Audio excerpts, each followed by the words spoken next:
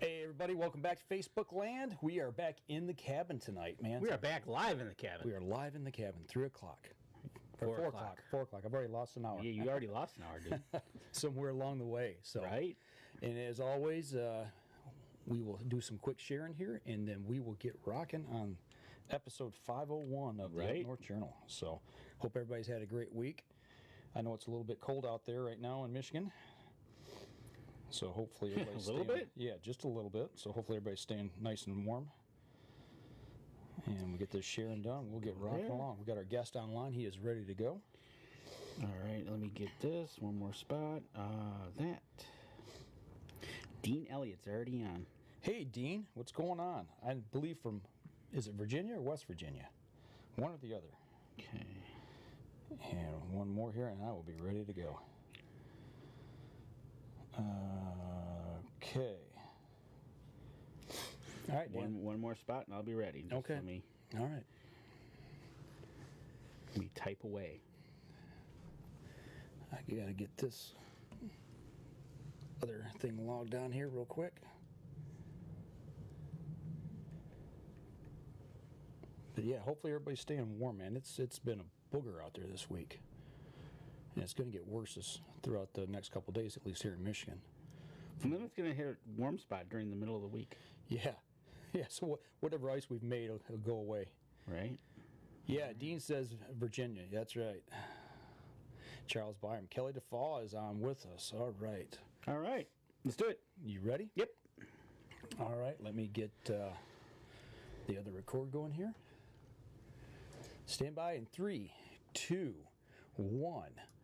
Welcome back to the Up North Journal podcast, everybody. I'm host Mike Adams. Dan DeFaw sitting in a warm cabin in mid-Michigan. It is a warm cabin, considering it's, from what my phone tells me, 7 degrees outside. A balmy 7, huh? A balmy, compared to the real feel this morning of minus 20-something. All right. Well, hopefully you got your base layers on. All right. Absolutely. You know, it's that time of year. I guess it's January, so I guess we got to enjoy winter, right? Right. You know, and I don't want to take too much time away from the podcast today. We came back from ATA. We told you guys that we were going to be making announcements today. If you watch the monitor behind us, you'll see some of the great companies that we were working with, like the one right there, right now. Right. And we got a first-time listener on Facebook. All right. Brian Kleins.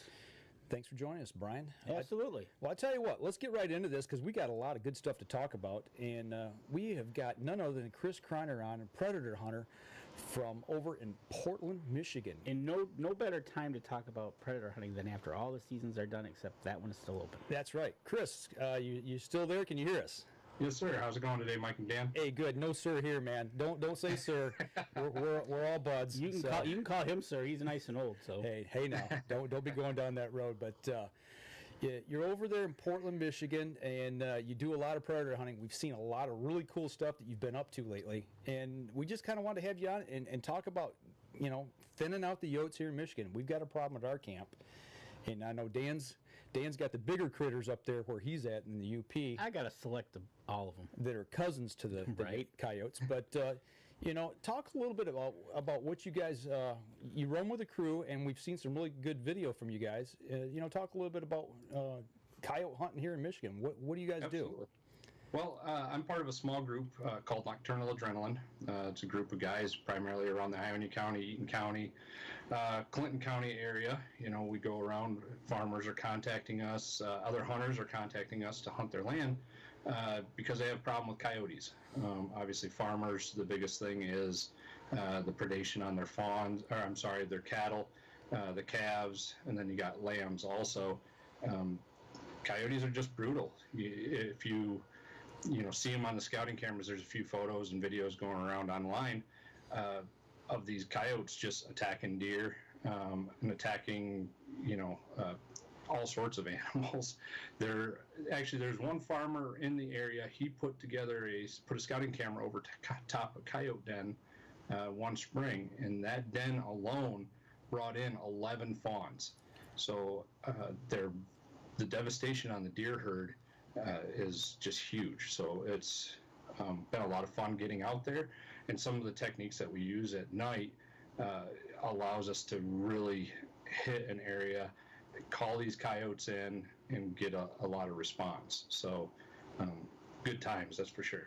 Well, you talk about farmers, and most of the people, I would say most of the people that listen to the show or watch the show here are hunters, and that's probably one of the aspects that a lot of us really don't think about is the fact that they do devastate farmers, whether they have chickens, cattle, pigs, whatever, lambs. Is that primarily most of the places you're hunting are farms because of that? Yeah, we got a good number of farms that the biggest issue is, they're getting into the pastures and they're harassing the cattle. And farmers, time and time again, are calling us about issues on these farms. So being able to, I guess I can go back. The rules changed about 3 years ago. Okay. There's a small group of guys, the Center Fire at Night guys, that petitioned the state for the use of center fire rifles at night.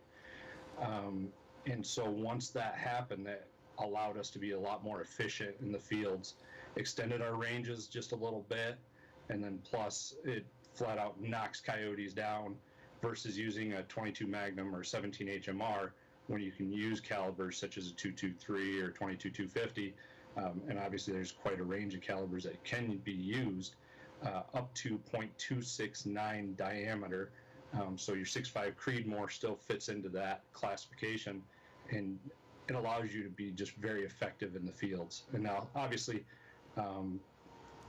being ethical, knocking down the animal, dispatching it as quickly as possible is the ultimate goal, and these calibers do that. So, and looking at that, before that happened, I mean, what was your primary firearm of choice? Was it a 22 mag or 17 HMR or shotgun? Well, to be honest, I actually didn't do any nighttime hunting up until the switch of the law. My hunting used to primarily be during the day because a center fire rifle was what I wanted to use. Right. So I really wasn't much of a nighttime hunter. So now that the law has changed, it's actually brought a lot of people out of the woodwork. There's a lot more nighttime hunters out there, and the gear that we're using is helping out a lot. Yeah, actually, I'm showing a piece of video right now, the one you've got labeled Good Night. You got the two coyotes out in it looks like a cut cornfield, and the video quality of what you guys are using, to me, is just simply amazing.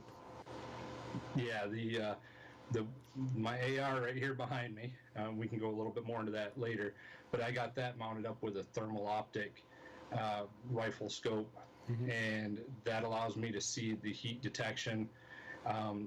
And what I did have mounted on that was a night vision scope, which is the video that you're showing now. That was night vision, scope called the Pulsar N355, and the quality of the night vision has come a long way from what it used to be. And in this particular scenario, this was a September hunt. The farmer had just taken out, about a 75-yard wide section of silage, and he chopped the field. And those coyotes showed up in 10 seconds. Really? Yeah, we turned on the collar. They might have been watching me walk the collar out, and but took the collar out, and yeah, just flipped on a male coyote howl, and they popped out of the cornfield at 50 yards. We had a first-time hunter with us for that hunt, and he wasn't quite sure what to expect. And when they all popped out, I let him take the first shot, and that's when you see the coyotes jump. And then I take the second shot, and I drop the second coyote, and then he took a shot at the third coyote and missed it. But it was one of those hunts, it's very memorable when you can pull off hunts like that. Absolutely. Talking about taking a first-time hunter out and being able to get them hooked that quick, man. Right. That's awesome. So, well, there's guys that it is. I mean, coyote hunting is one of the most frustrating and rewarding sports, I guess you could say. I absolutely love it. At first, it was a struggle. When I first started daytime hunting, probably about 20 years ago, you would go maybe you'd call in a coyote 1 out of 12 to 14 sets. okay. And so it's very time consuming, and it just became very frustrating. And I think that's what a lot of coyote hunters now are running into is how do you get started? Where do you go? And they're getting frustrated because there's guys that are 2 to 3 years into this and still haven't taken their first coyote. Right. Well, So, you know, in looking at that, I actually had a guy hit me up on Twitter this week and was asking about that. He's just getting started in, you know, getting a call, going out at night and hunting. You know, how do you kind of set up without, you know, I don't want you to give away all your tricks, but for a first timer, what would be a way for to get them out there on a call and get them going? well, for a first timer, especially if you're hunting at night, I have questions every week, guys asking me, you know, how are you setting up? What sounds are you using? And one thing that I tend to do is I don't sit anywhere near fence rows. I don't go anywhere near the wood lines. I stay right out in the middle of the field. Okay. On a full moon night, okay, you're going to have to switch it up a little bit because a full moon, you know, they'll see you from a few hundred yards out. But when it's pitch dark out, you got a new moon, stand right out in the middle of the field or sit, you know, whatever your preference is. And distress sounds you almost can't go wrong with, especially this time of year. They're hungry. And until you understand the coyote vocals, you know, what are you talking to them with? How are they responding? It really isn't recommended to go into a ton of vocals unless you're just going out and locating some dogs for possibly hunting later in the night. You know that they're there, they responded, you know, go out there and hit them up with a distress call possibly later. Because you have your invitational howls, you have your, like you're saying, your locator howls, and then you get aggressive. You know, you got your fights, you got your challenge howls, and knowing how and when to use those is, I guess, ultimately comes down to experience. I started off, I guess, when I first started predator hunting, your Ed Seary and your Randy Andersons of the predator world are who I looked up to when I first started getting into it. I learned a lot from those guys. Popping in a VHS tape back in those days and just watching those guys, it's just really impressive to see where they come today. Right. And I mean, coyotes are spread completely across the country, and you know, a lot of guys have a lot of success doing this. Yeah. But, you know, well, looking at that, you talk about going back to VHS days. I mean, we're kind of dating ourselves here, I guess. Saying that we are a little bit older, we remember those days. But looking at the way they hunted then versus now, and you say that they've adapted, do you think it's because, like any other animal, the coyotes, they do learn tactics and they get it? To me, I've heard they adapt really quick and they learn quick if you don't kill them. Yeah, and well, I guess some people know my shooting percentages last year weren't that great. I educated a lot of dogs last year. Okay. In ultimately what I'm actually finding, I mean, a lot of guys, to get into this, you're starting off typically with lower end equipment. You're starting off with using lights. It's not as expensive to get into it, and after a while, the dogs are starting to wisen up with lights. So not having your light full on them, you know, full brightness, is very important. I mean, I know a lot of guys are still running lights, and lights are still the #1 seller for beginner hunters. And there's always the question, red or green, red or green. Right. I think ultimately it comes down to preference. Okay. I've seen dogs respond pretty much the same way with both colors. I think the overall in the hunting industry or predator industry, if you're going to be nighttime hunting, red is the preferred. And it doesn't appear quite as bright, and it's on the lower end of their visual spectrum. So, Okay. But as far as just getting out there, getting in the field, lights are a great way to go. Yeah, I mean, we're kind of tumbling through a couple of your videos here, and just you can see the lights. You guys are using some lights. The thing that stands out to me the most is you talked about getting in the middle of the field and staying out of fence rows and things. These fields, everything you're killing is like right out in the middle of an open field. It just that amazes me. Well, it's kind of a different aspect, you know. It's great when you can just go out in the field, and this is another question I get from a lot of farmers I'm sorry, not farmers, deer hunters, is, you know, are you going into my wood lots? How's this affect my deer hunting? Stuff along those lines. And I'm like, I'm not going into your wood lot. I actually prefer staying at least 200 yards away from any woodlot, period. If I'm going to try to get a coyote interested or talked into coming out to me, I want him out in a wide open field. Right. That changes it into more my game when they're in a wide open field. Those videos you just showed, I'm probably 700 yards from any woodlot. I mean, I'm way out away from everything, and that was using a night vision scope. And using night vision, I mentioned using lights or whatever. That there's using an infrared light. So I mean, even our visual spectrum can't see that light, and that's huge. That makes a big difference when you're out in the field. These lights are actually from a local Michigan company, Predator Hunter Outdoors, night snipe hunting lights. He puts together a really great package for all, pros all the way down to the beginners. He really has a nice package going. But calling these coyotes out of the woodlots and getting them into your field is just an absolute challenge, and it's a lot of fun to be out and doing that. Yeah, it just blows me away. Like I said, I can sit here and watch these videos over and over again. It's nice to see these pesky little critters going down. I tell you what, we're bumping up here on our first break. So what we'll do is we're going to step outside. We got some questions for him. Yeah, we got some questions for you. So when we come back, we'll run down a few questions and see if you can answer them for us. So we'll be right back after this. Okay, for those of you on the live stream, fire in some more questions. Danny's got a list of them here. So Yep. I haven't been paying attention, so a few of them rolled in, huh? yeah. Yep. Oh yeah. Yep. So we'll get a few of those answered. And meanwhile, Danny will entertain everybody with song and dance. All right. Trying to warm up. Right. I tell you what, man, it is a booger out there today. All right.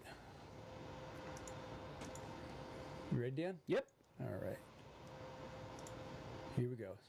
Stand by in 3, 2, 1. Welcome back. Second segment of the show. We are sitting here talking with Chris Kreiner from Portland, Michigan, talking about putting some song dogs down. I tell you what, after what's happened at our camp, I couldn't think of a better subject to be talking about right now. It's the time to do it, right? Yeah. Chris, I just talked to a guy up at our camp today, and they were pulling trail cam photos, and we've got a food plot that's pretty big, kind of like them fields that you're hunting there, and they were getting 4, 5, 6 coyotes in a pack together on camera, on a trail cam. Is that, do you encounter that many coyotes at one time, or is it usually onesies, twosies, and threesies? Typically, it's twosies and threesies. Okay. I would say are the most common. Let's see, it was a week before Christmas. I went out and was testing out the new collar from Icotech, and that collar in that week, I called in 17 coyotes, and there was 2 groups of 4, which I was pretty impressed. That was a pretty good week. Okay. A lot of coyotes running around, but I would say that the most we've ever called in is 7 in one set. Okay. And some partners of mine, some buddies, they've called in up to 10 in one set. So let's just say they emptied out some ammo that particular night. I would say so. Absolutely.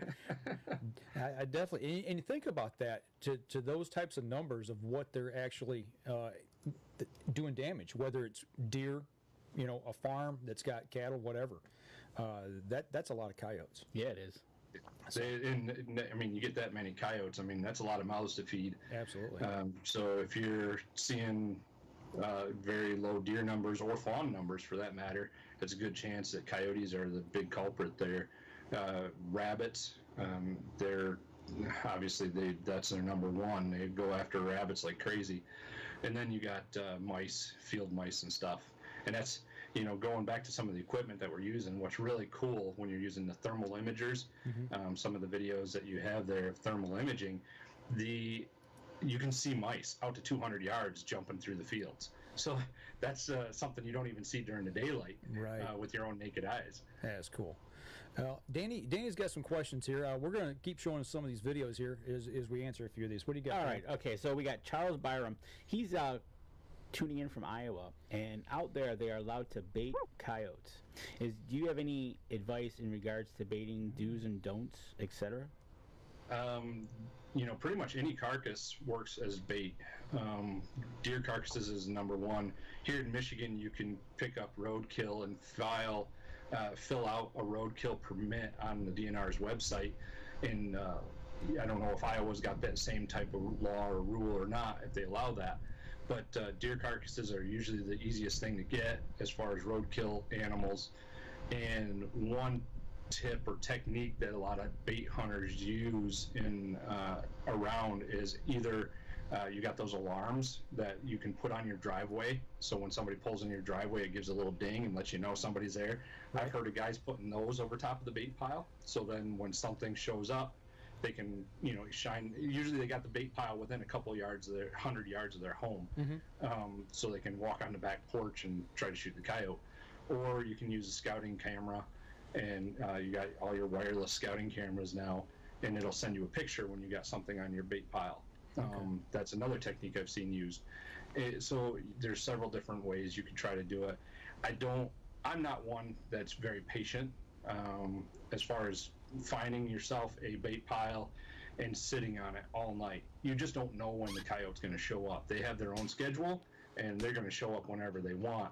So having a device that tells you when they're there is probably one of the more effective ways of eliminating them. Okay, so when you go out on a set, how long do you usually set before you take off, when you start calling? Usually from the moment I start calling to the moment I leave the set's about 25 minutes. Okay. Back in the day when I first started coyote hunting, they were always saying if coyotes doesn't show up within the first 5-10 minutes, you're not likely going to get a coyote show up.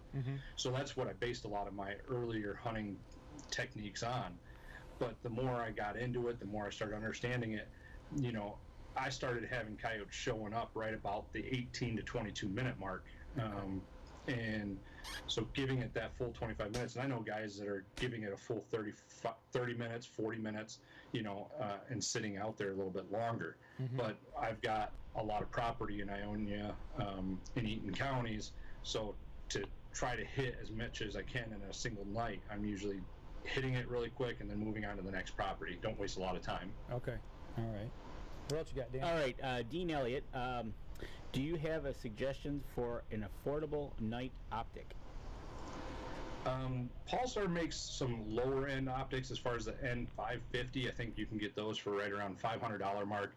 And then Sightmark also makes the Photon, which is a really good night vision scope. And again, that's right around that $400 to $600 mark. So in pairing that with an aftermarket IR light, such as the Night Snipe NS550, that really helps extend your range and the visibility when you're out in the field. What kind of range are you looking at with a setup like that? How far can you see and shoot effectively? You could probably see and shoot well past 300 yards. Oh, wow. With a setup like that. Okay. Yeah.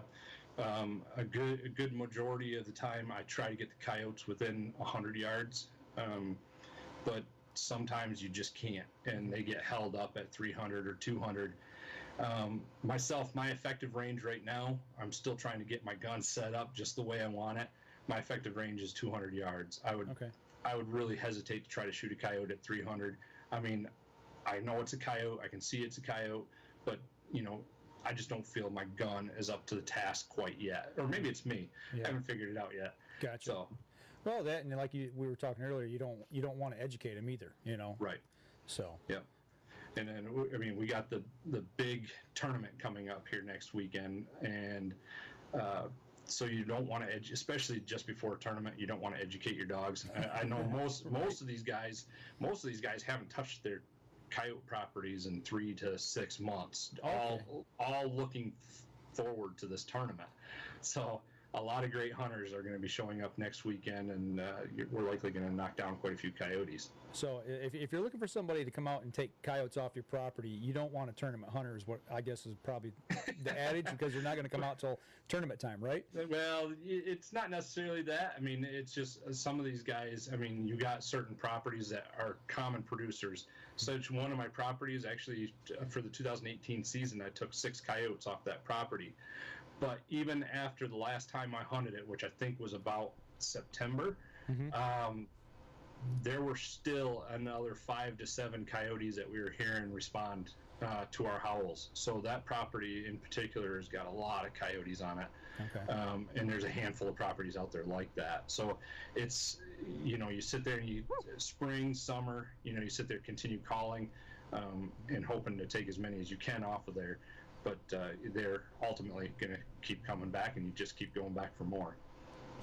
Okay, Dan, what else you got? Okay, Charles Byram did respond back and says, yes, he can get a tag for the roadkill, and he says thanks for the info.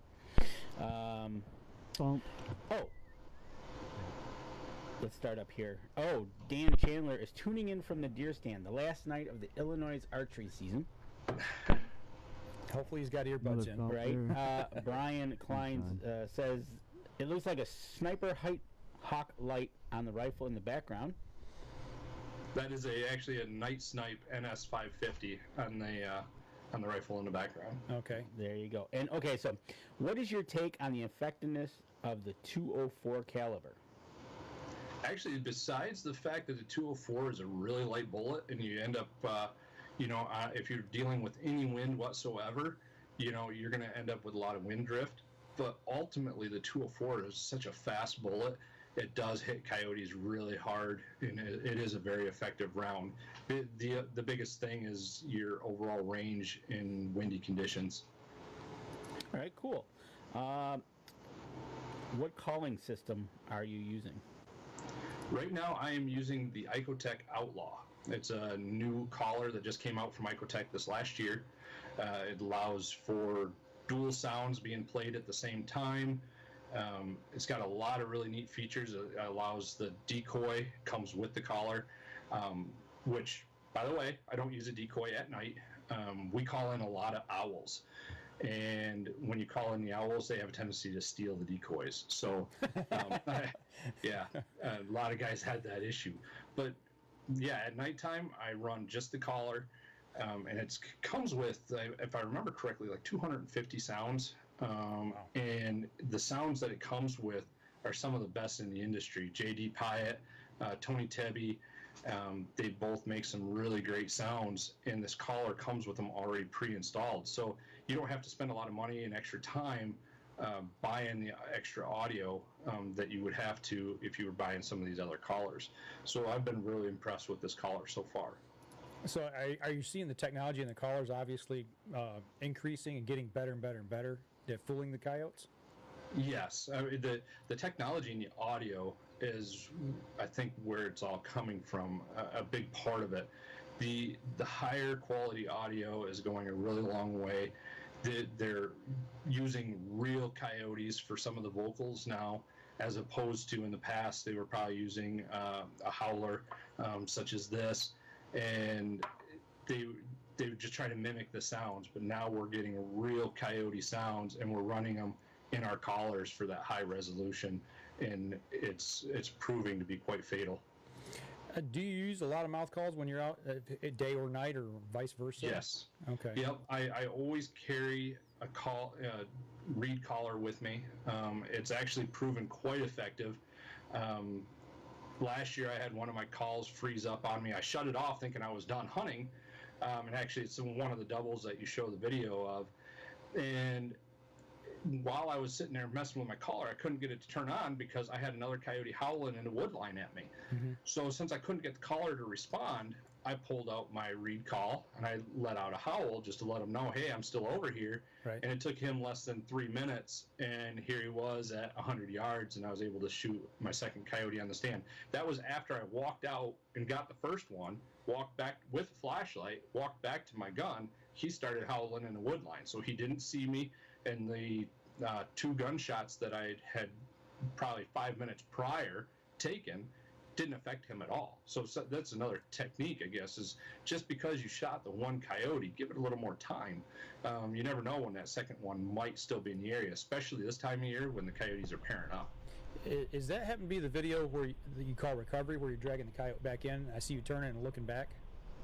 That one there is one that Clinton took, just before Christmas, a couple weeks before Christmas, and we had called in a pair, and then I was watching with the thermal imager, trying to see where the other coyote was, because he was howling still in the wood line, but he wouldn't come out. Okay.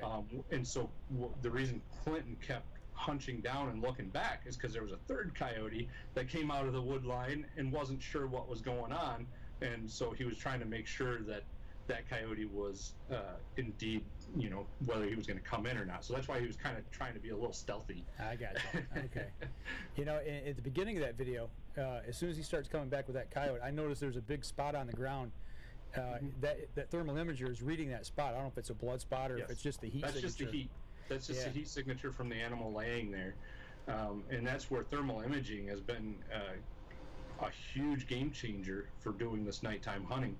It's not recommended for the first-time hunter, and the reason being is because you have to really understand the body language of the animal that's coming in. You need to be able to understand what you're looking for, whether you're looking at a fox, because fox season is not that long. Right. It's a pretty short season, so knowing whether you got a fox coming in, a coyote coming in, or a domestic dog is a big difference, because you don't know if the neighbor's dog might be running on the loose and might be interested in checking out what the howls are all about. Right. So night vision is a great way to go. It allows you to identify the animal with actual light shining back into the scope. You can definitely see what it is. And until you get that sense of understanding the body language, then you can switch into, it's recommended you could switch into your thermal vision. Thermal vision allows you more range.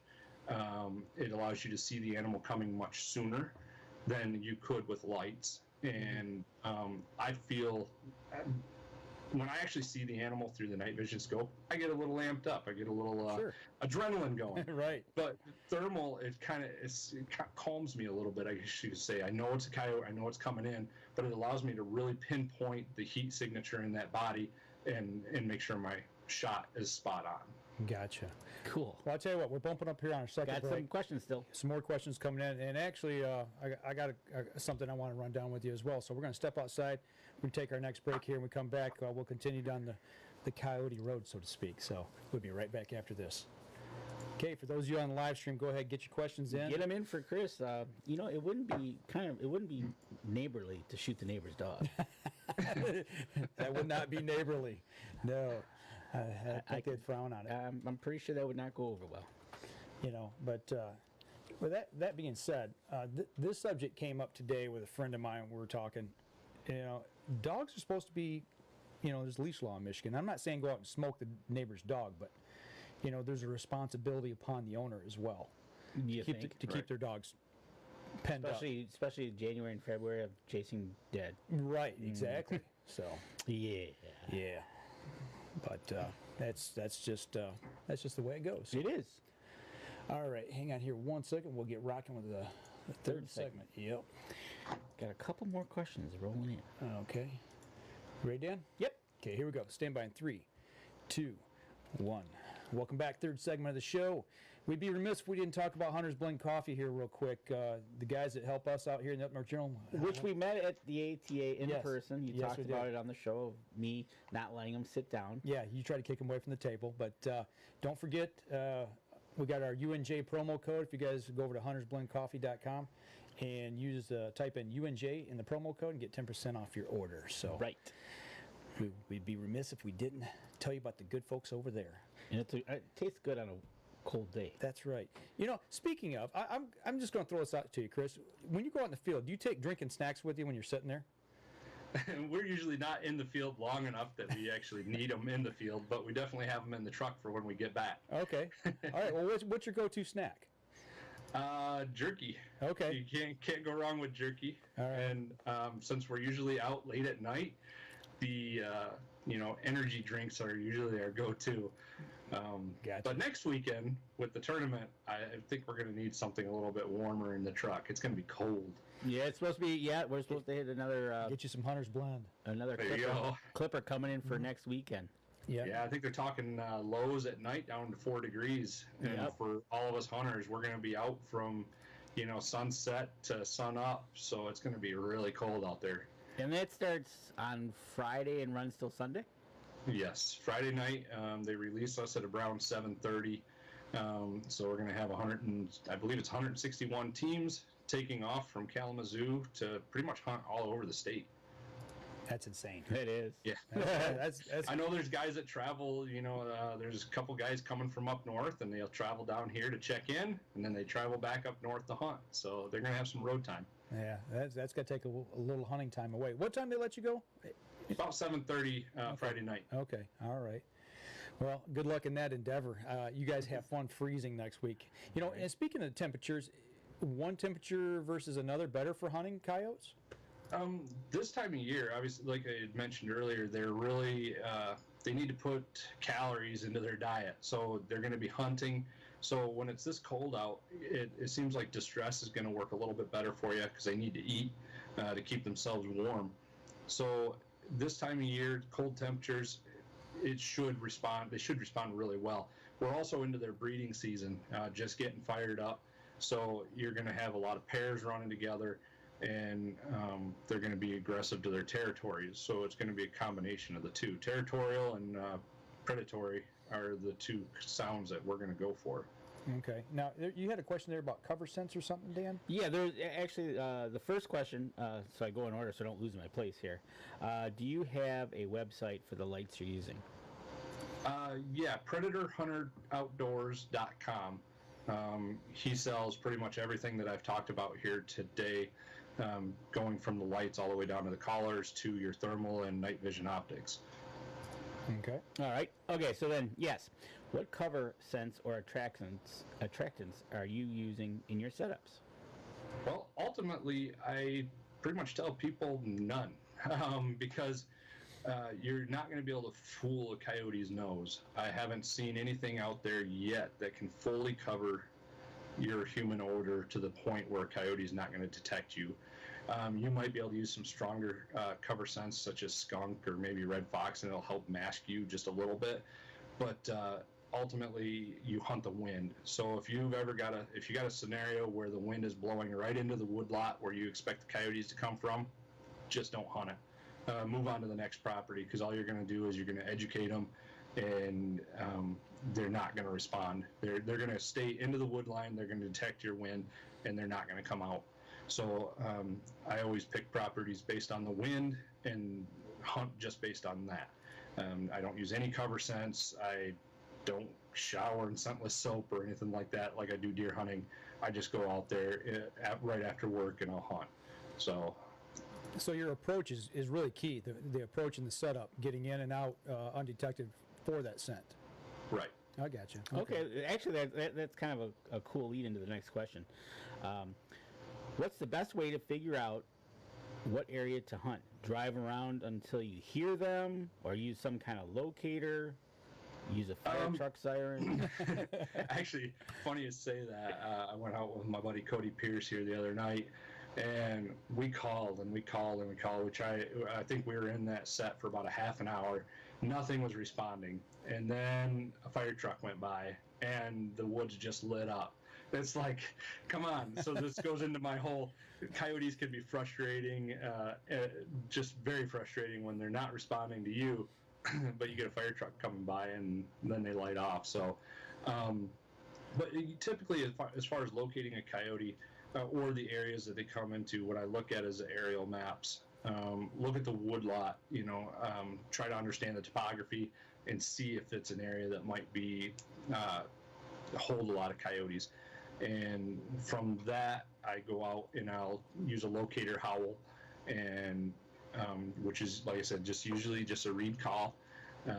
Give them a quick howl on this, and if they're there, they typically respond.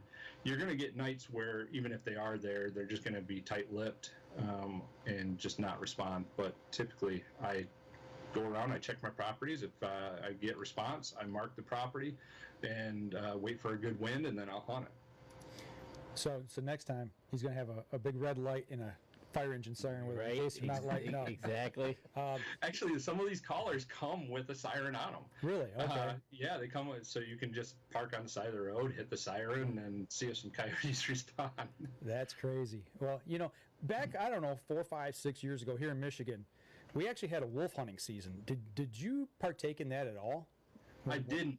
I missed that one. And I know that there's talks again of trying to get that back on the agenda to start allowing a wolf season. I think we're still waiting on the feds to release the hold on that, but it would be great to have that opportunity again. You know, I know it's always a controversial topic.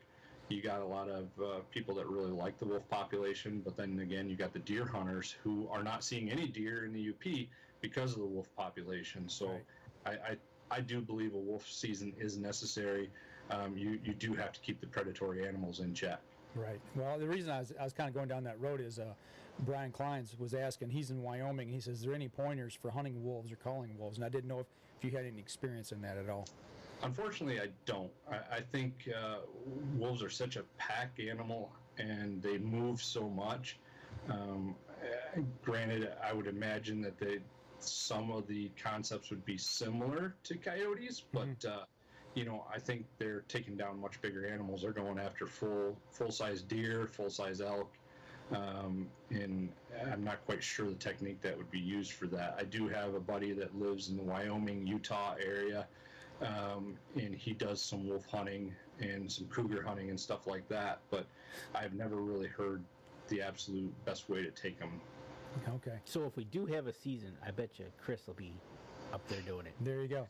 Yeah, you got a good place. So there's a lot of guys that are going to be after them if they open up a season again. So. I tell you what, the last time, I think when they did have a season, they wanted to kill like between 40, 45, and they got roughly about half. Right. But and everybody went nuts. Right, exactly. Yeah. But well, speaking of controversy, you know how I feel about these the AR platform guns. I love them, and I notice you've got one behind you. So let's stir up some people's dander, and let's talk about the difference between you using a semi-automatic rifle versus the bolt action, the other one. We kind of talked about this a little bit before the show. Yeah, well, ultimately, I started with the bolt gun, and if you can run a bolt really fast, it's not bad, but it still takes you off target for that quarter second, half a second it takes you to run the bolt. And being able to use an AR platform, or I mean, ultimately, the AR platform gets a lot of controversy, but ultimately, it's just a semi-automatic rifle. I mean, you got your Ruger 1022s. You know, that's a semi-automatic rifle, and you can't shoot this any faster than you can shoot any other semi-automatic rifle. But what it does allow me to do as a nighttime hunter is get back on target faster. Right. So I get to squeeze off the first shot, and then if for whatever reason I happen to miss, then I touch off another one, but I'm able to maintain my lead. I don't get a lot of barrel jump with the semi-automatic rifles either, so you're able to keep your crosshairs level with the animal. And I believe there's possibly a video even where my buddy Clinton misses a shot, and I follow up with and take it with my shot. So being able to do quick follow-ups allows you an opportunity to get more animals. But ultimately, the AR platform, it's because it's got all these accessories on it is why it's got so many, it's so controversial. Yeah. It's no different than any other hunting rifle. Well, and I got to imagine too, with being having Picatinny rails on them, it allows you're mounting your sights, you're mounting your optics or your lights. You've got a bipod, the slings. You know, I'm kind of running through the photos here now that you sent us, and you know, everyone I see, you guys are shooting. Actually, I'm going to put one up right now. You're standing and shooting off bipods. Yeah, they're tripods. Tripods, actually, tripod. Yeah. Yeah, essentially your camera tripods. The blue one here with my AR on it, that's a 33-pound rated tripod, and it works really great. You can stand out in the middle field. It gives you a good solid rest, and that's important, especially, I mean, even if the coyote's 30, 40 yards away, having a good solid rest still makes a big difference. I mean, I know I can't shoot freehand to save my life, so if I didn't have the tripod, I wouldn't be able to make it work. Yeah. Plus, it gives you that it gives you that ability to, like you said, the follow-up shot with the tripod. It's you don't have to reset yourself. You just right, very solid platform. Yep. And as you can see, also, you know, one of the images you just showed, it allows us hand-free use. I mean, we can let go of our gun and we can scan with our thermal imagers to look for the coyotes and not have to worry about our gun falling off of a bipod type rest or Falling off your lap. a monopod, or off your lap. So it offers a lot of opportunity. You know, we talked a little bit about the semi-automatic versus the bolt action. Is there a caliber that you prefer one versus the other, or are they both set up basically with the same caliber? The AR is a .223 caliber rifle, centerfire rifle, and ultimately I like it. The recoil is very low, and it's very effective. But my ultimate problem with that weapon is just the effective range. I know guys I've shot coyotes out past 300 yards with a .223, but just my particular setup right now, my effective range ultimately is not much over 200. I really have a hard time squeezing off a shot past that. But my bolt gun behind me is 22-250, and with the exception of the fact that it's a bolt gun, I love it. 22-250 hits coyotes very, very hard. Rarely do they get up and move after they're hit with that gun. The bullet is the same size, it's just flying so much faster and hitting so much harder that it just shocks their system and they drop right there.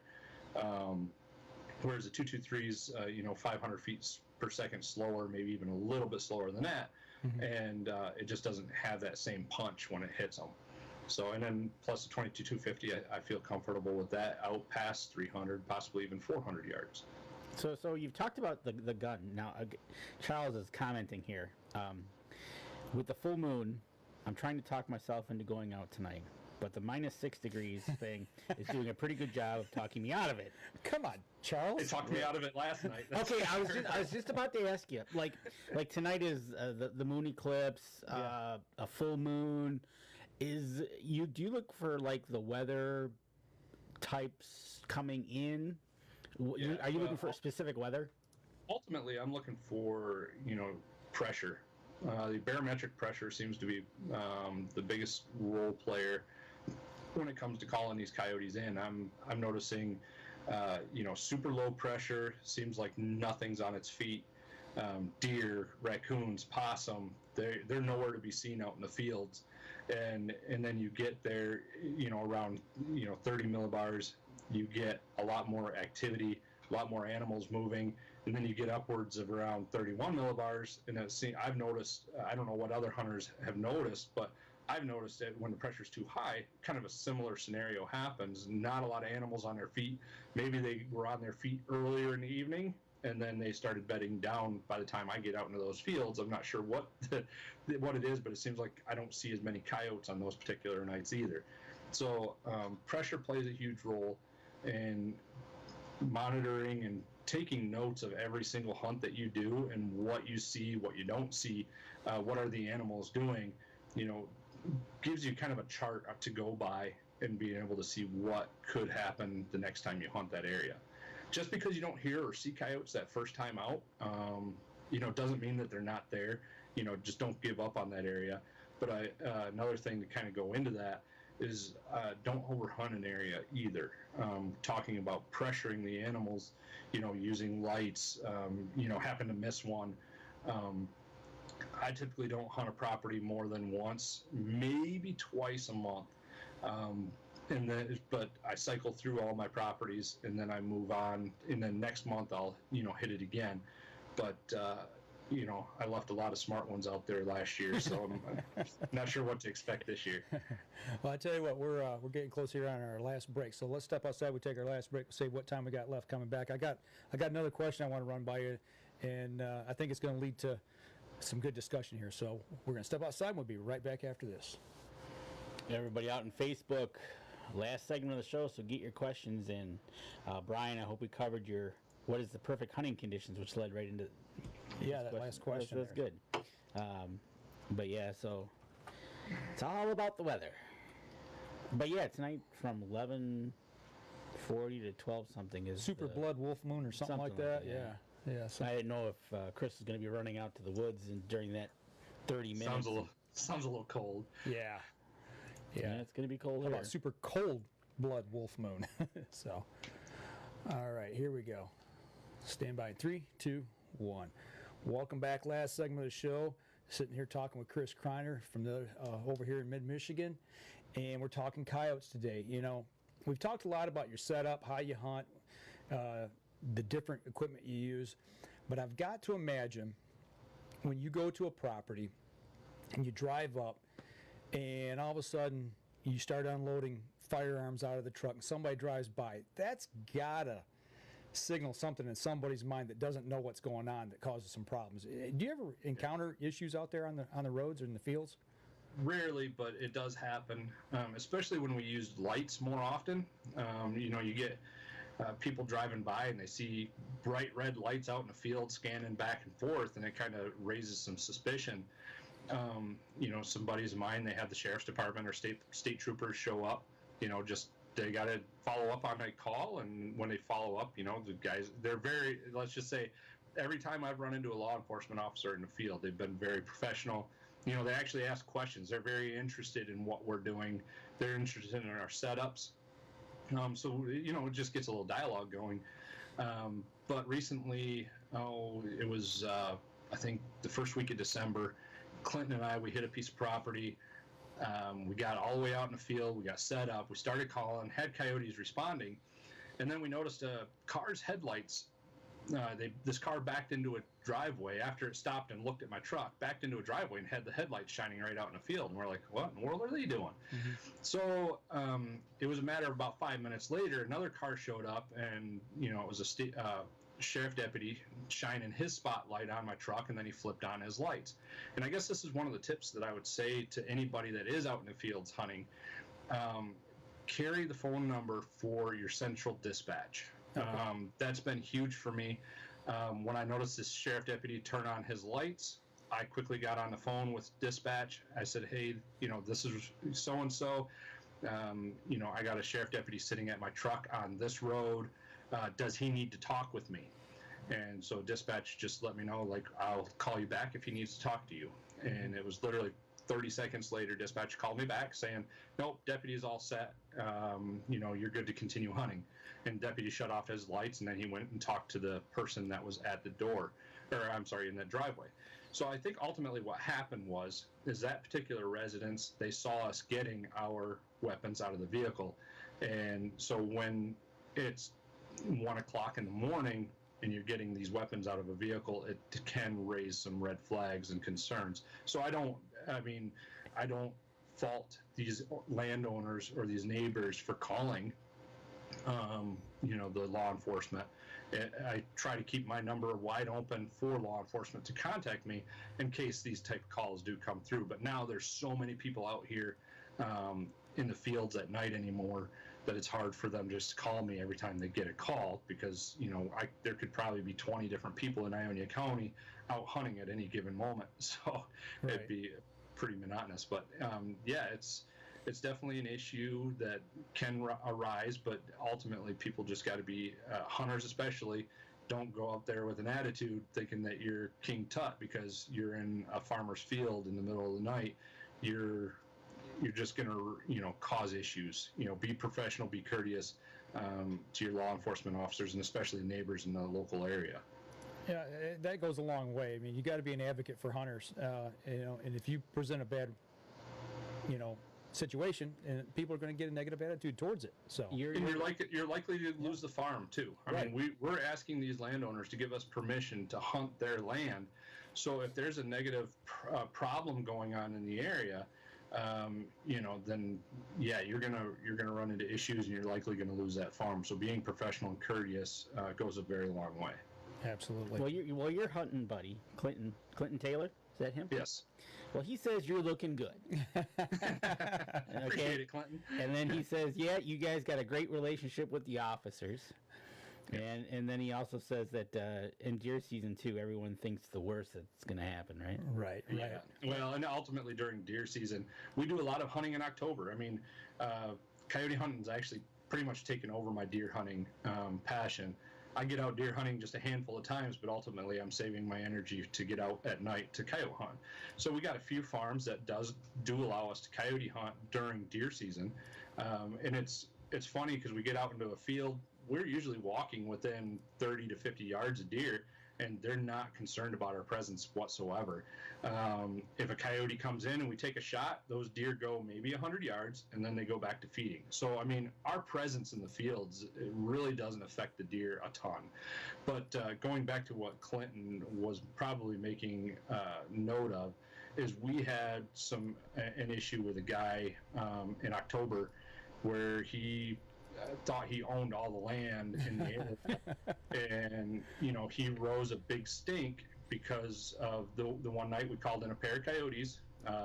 Buddy Keith Thalen, he shot one, and so we hunted that same field about 2 weeks later, and this time Clinton was with me, Keith was with me again, and a couple of guys pulled up, and they were very aggressive, and they weren't very friendly.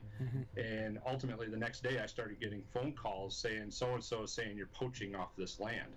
And so when that type of stuff starts flying around, you nip it in the bud as quick as you can. So I went around, I started talking to a couple other landowners in the area, and then I ultimately found out who was spreading that rumor. I went and I talked to them and let them know, like, we are flat out coyote hunters.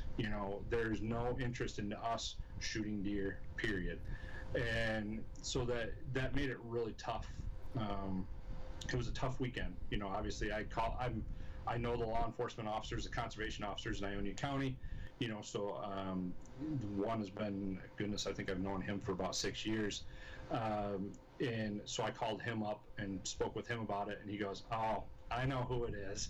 So he's had issues in the past. So with these people calling on other neighbors, accusing them of trespassing and stuff like that. So ultimately it came down to, I did what I can, talked with the person that was talking about me, and cleared the air, so to speak. And that seemed to kind of disappear.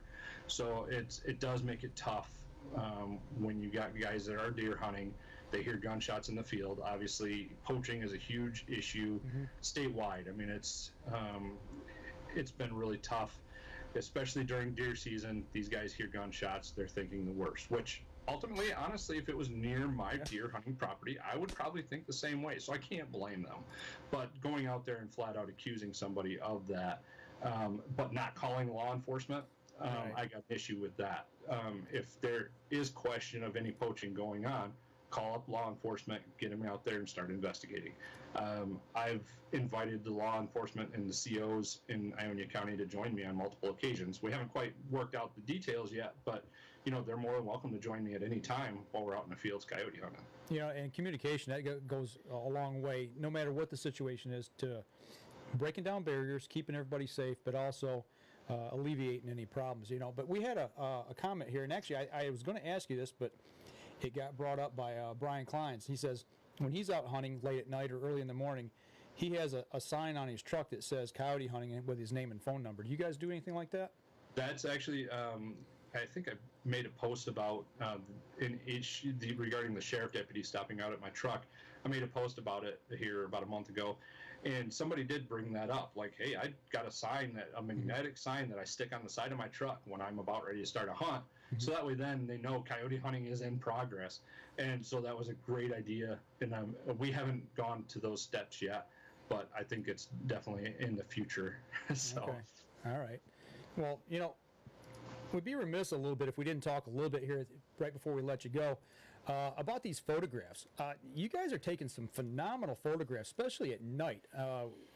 Thank you. What's kind of your setup there? Do you take portable lights with you, or do you have? No.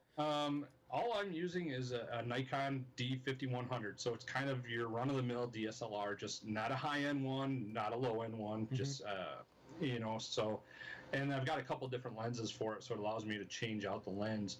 But my lighting ultimately comes from a little flashlight. Okay. So it's a long exposure that I set my camera for.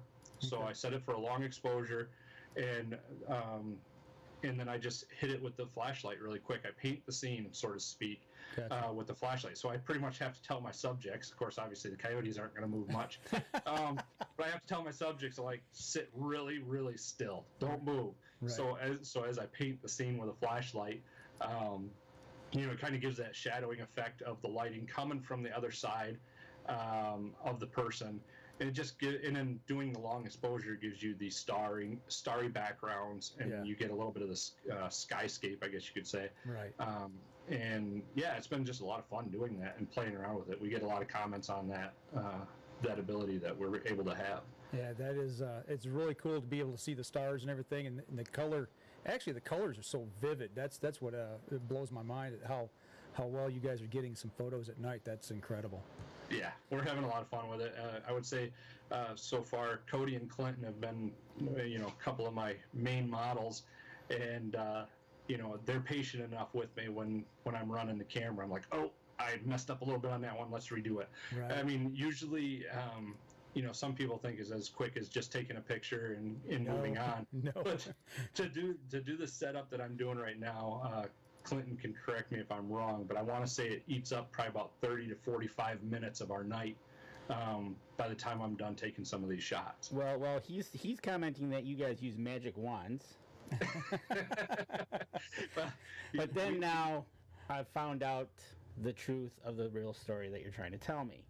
It's actually from April Kreiner with the wife's camera. Yeah, she just busted you. Yeah, she busted me. Yeah, we actually bought that for her years ago. Oh. And I don't think she's spent a whole heck of a lot of time with it. It's kind of been in my possession a lot. So taking the wife's camera. I see how this rolls. But honey, it's for you. What are you going to do? Yeah, right. She's got a good camera, better than mine. And Clinton's got a good point here. He says that pictures are a great way to respect the animal, enjoy the hunt. It's much, much more worth the time that it takes. Yeah, we do enjoy taking the photos. It adds a lot to the memory of the hunt, and we can go back to it. So, well, I tell you what, we've got about 2 or 3 minutes here. You talk about respect for the animal and everything. When you get done with the hunt, are you selling the pelts? What are you guys doing with the pelts? Are you taking them and getting them tanned, or is there a market for that? There is a market if you can find a fur buyer. Fur buyers are kind of few and far between. You have to drive a ways to find them. And there is a value to the coyote pelts. And some of these fur buyers will take them whole, so you don't even have to mess with trying to finish them as far as scraping the meat, skinning them, scraping the hides. It's real easy to just take them the whole animal and be done with it. So during this time of year, yes, there's definitely a value to the hides. Now, when we're hunting late spring and summer, and even early fall, the hides don't have a lot of value. Right. So during that time of year, we're strictly out there for damage control and out there to reduce the population. So, but during this time of year, yeah, there's definitely a value to it. Okay, so those times of the year when the fur's not prime, that's where you're hunting these farms where farmers call you in and you're trying to get them off of their livestock. Absolutely. Okay. All right. Well, I tell you what, we're bumping up here towards the end of the podcast time, so we're going to go ahead and wrap this up. We'll stay on the live stream for just a few minutes, but Chris, we really appreciate you taking some time and sitting down with us today and talking a little bit about your experiences out in the field. If there's any way, if anybody wants to find you, see you, what you're doing, how do they get a hold of you? The best way to get a hold of me is just through Facebook. Shoot me over a friend request and shoot me over a message. You can ask me any questions through private messaging. And, talk coyotes. I get lots of questions, and I definitely love talking coyotes. Thanks for having me, guys. Really appreciate it. Hey, no problem. It's been fun. It's something we don't do. No, I've piddled at it, and I've shot one, and that was years ago. But I've done a little trapping as well, but I've yet to catch my first coyote in a foothold trap. So, one day, I say one day, but I got to get back into it. But thanks for hanging with us here for an hour on the show, and that'll do it for this episode of the Up North Journal podcast. We'll talk to you guys again next week. And for those of you on the live stream, if you got any questions, we got them on here for a few minutes. We'll wrap it up. So, speaking of that, Chris, Clinton says they have a lot of ticks on them as well. Especially during the summer. Really? The amount of fleas and ticks that are on those things. Actually, I didn't send you the one picture, and I probably should have. It was the biggest coyote of 2018 that I seen, and Cody shot him. It was a 43-pound coyote, and we didn't want to drag it all the way to the truck. So he threw it up over his shoulders and carried it like almost like a deer. And another buddy of mine from South Dakota, Mark Maggs, he made a comment. He goes, "My skin is crawling just from seeing that picture." And sure enough, Cody put it on his garage floor. He was going to skin it the next day. And the amount of fleas that transferred from the coyote to the rabbits in his garage was pretty disgusting. So it was. He says there were so many fleas all over the place. It wasn't even funny. They went from the dead coyote to the live rabbits. Right. Yeah, they seek out the heat, and it was cold enough out that they needed a warm place to stay. So yeah, they transferred over to his rabbits. It was sounds like it was quite the mess to clean up. Any experience with ticks? You've had tick encounters where you had no, problems? I haven't had any problems with ticks. Like Clinton said, the coyotes have a lot of ticks on them, but as far as when we're out in the fields or out in the alfalfa fields, generally, that's one of the things with ticks that I was always curious about. If ticks sense a specific body type or a specific body pheromone, because I've never had issues with ticks. Okay. I crawl through the same grass that other people crawl through. They're crawling with ticks by the time we're done at the end of the day, and I don't have a single tick on me. So I've always had that question, like, what attracts ticks? Yeah, I don't know. That's a good point. I generally don't get a lot of them, but You've gotten a few. we've gotten a few. Up at deer camp. Turkey season's the time when I usually get them, but I'm not covered up in them. Where other guys just get covered up in them, like you said. So, I don't know, you're lucky. That's you're just lucky. I appear to be so far. Yeah. I mean, I spend a lot of time, like you say, especially during turkey season. You're crawling through the woods, crawling through the grass, and I would expect to be covered up in ticks, but I rarely have that issue. Right. Real quick, when's a good time to shoot a coyote to have a good pelt? This time of year. This time? Usually, it's just before this time of year. Your best times are right around probably November. That's when the fur is getting prime, maybe towards the end of November. What's going to start happening now, especially now that we have some snow, is when a coyote lays down in this snow, it's melting the snow underneath it, and it's kind of creating an ice cube. Mm-hmm. So when he stands back up, he's pulling fur out. So he starts damaging that coat. So now that we have snow, we're going to start probably seeing a few coyotes not have such clean fur. So before they start getting into the snow season, before they start rubbing it off, getting in and out of the dens, things like that. Right. Yep. Okay. Well, I'll tell you what, we're going to wrap up the live stream here, folks. Chris, hang on with us for just 1 second, and we're going to go ahead and wrap this portion up. But thanks for all the great questions, and remember, share this on Facebook, Twitter, all your other social media places, and Danny will be putting up this portion of it over on Facebook, or not Facebook, on YouTube on YouTube on Wednesday. So stay tuned. We'll be back again next week, folks. Y'all take care.